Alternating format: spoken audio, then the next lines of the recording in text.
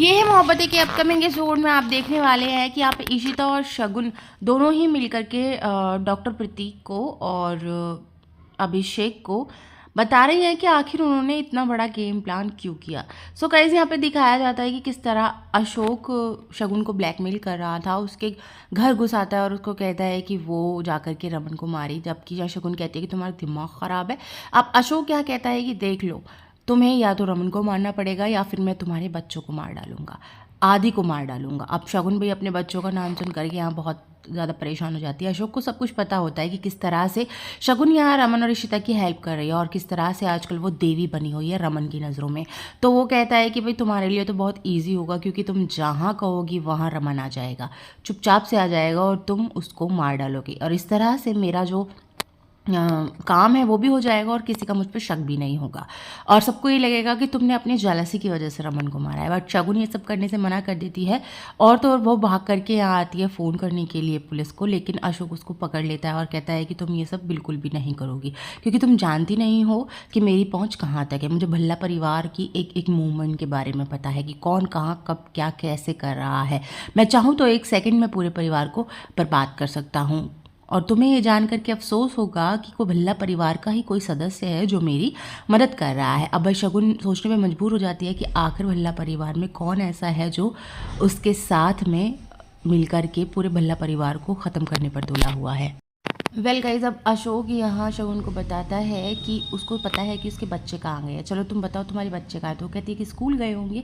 वो कहता है स्कूल नहीं, वो कैंप में गए हुए हैं। अब कंफर्म करने के लिए शगुन या नीलू के पास फ़ोन करती है, जो कि शगुन को बताती है कि उसके बच्चे वाकई कैंप में गए हुए हैं। भाई शगुन ये सब सुन करके बहुत ज़्यादा घबरा जाती है कि वाकई में अशोक को तो एक एक बात पता है, और अशोक का ऐसा रूप शगुन ने पहली बार देखा। इतनी नफरत, इतना गुस्सा शगुन के सामने अशोक का पहली बार आया है कि वो रमन के लिए कितना ज़्यादा जेलसी फील कर रहा है और उसको बिल्कुल ही मारने पर तुला हुआ है।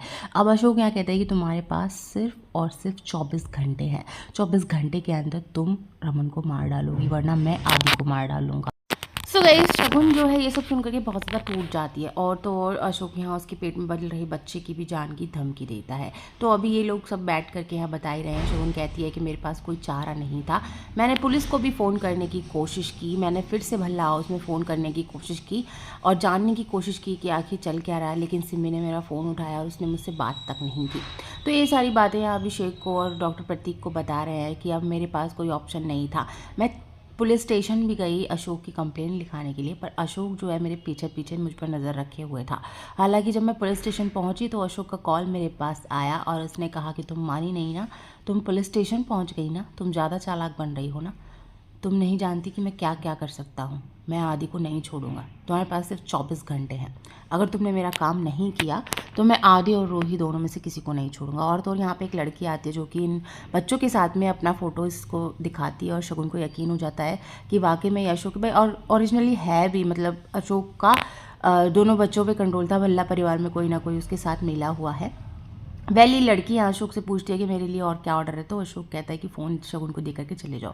अब शगुन भाई पूरी तरह टूट चुकी है, उसके पास कोई भी ऑप्शन नहीं है, तो उसके पास सिर्फ और सिर्फ एक चारा बचता है, जो कि इशिता। वो यहाँ इन लोगों को बता रही है कि मैंने इशिता को मैसेज किया, पर इशिता ने मेरे मैसेज को कोई रिप्लाई नहीं दिया। अब इशिता भी यहाँ बताती है कि मैंने वो मैसेज देख करके अनदेखा किया, पर वो मैसेज ना मैंने फ़ोन से तो निकाल दिया, पर मेरे जहन से नहीं निकल रहा था।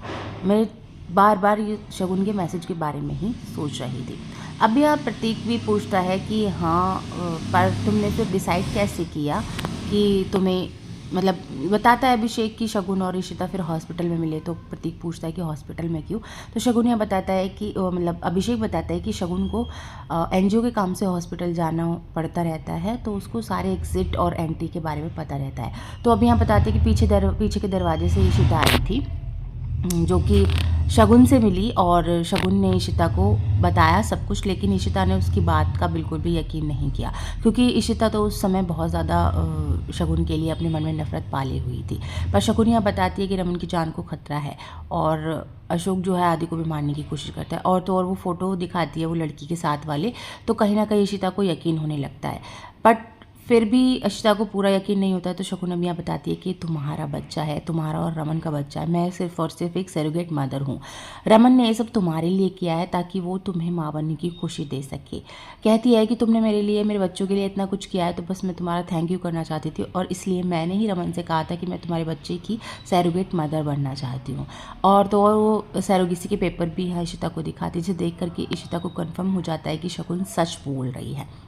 वेल गाइज, दोनों की गलत फहमियाँ क्लियर यहाँ हो जाती हैं और दोनों एक दूसरे के गले मिलती हैं, और इशिता बहुत ज़्यादा खुश हो जाती है कि भाई उसका बच्चा शकुन के पेट में पल रहा है, फाइनली उसे खुद का बच्चा मिलेगा, मतलब एक माँ होने का एहसास उसे मिलेगा। हालांकि शगुन के बच्चों को भी माँ सा ही वो प्यार करती है, पर अपने बच्चे की खुशी अलग ही होती है। अब यह इशिता कहती है कि तुम वो क्या कह रही थी, तो शगुन यह सारा कुछ बताती है कि अशोक ने इस तरह से उसको धमकी दी है, रूही, आदि और तुम्हारा खुद का बच्चा, वो तीनों को ही जान की धमकी दे रहा है। एक तरफ मेरे बच्चे हैं और एक तरफ रमन है, मैं करूँ तो क्या करूँ। अब भाई इशिता और शगुन यहाँ दोनों ही मिलकर के प्लान बनाते हैं कि कोई बात नहीं, इस बार अशोक ने बहुत लंबा चौड़ा प्लान बनाया, लेकिन हम भी उससे कुछ ऊपर वाला प्लान बनाएंगे, कुछ ऐसा प्लान बनाएंगे कि अशोक को भी समझ में नहीं आए कि आखिर चल क्या रहा है। सो गाइज, अपकमिंग एपिसोड की स्टोरी के लिए चैनल को सब्सक्राइब करना बिल्कुल भी ना भूलें।